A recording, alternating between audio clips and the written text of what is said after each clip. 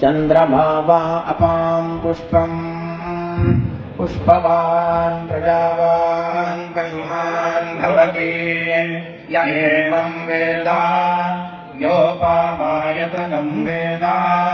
आयतनवान् भवति अग्निर्वा अपामायतनम् आयतनवान् भवति योऽग्निरायतनं वेद आयतनवान् भवति आपो वा अग्निरायतनम्